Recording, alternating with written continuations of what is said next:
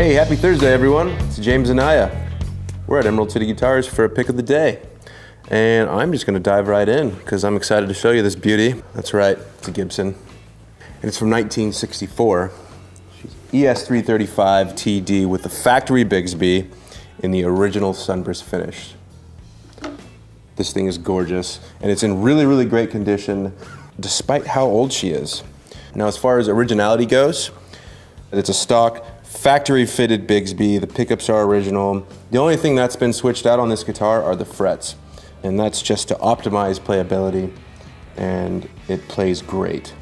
In the early 60s, the 335s went through some changes. They went from the dot inlays on the fingerboard to the pearl block inlays, which I personally prefer. I think it really dresses up the fingerboard, especially if your goal is to look elite. Also, in the early 60s, you could get a 335 with a Bigsby, a stop tailpiece, or a Maestro. And obviously, right above the Bigsby is the famous custom-made plaque, which was native to the early 60s. Now, the purpose of the plaque was to ultimately just to cover the bushings for the stop tail.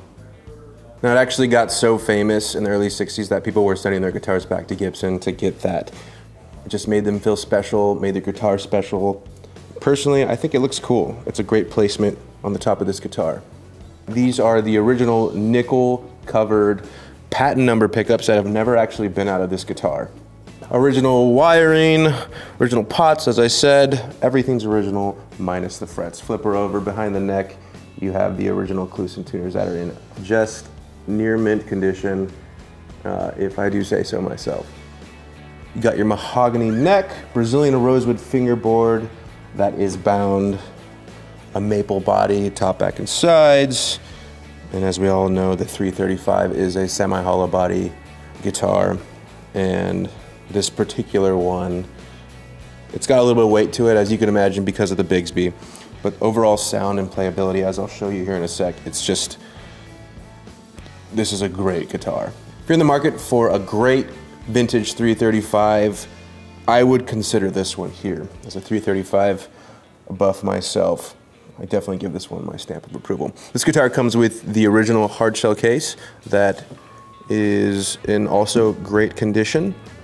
In just a second, I'm going to plug this Butte into a 1968 Fender Princeton Reverb. I'm a huge fan of the Princeton amp from all eras. I particularly like the silver faces, because they're still affordable and they sound great.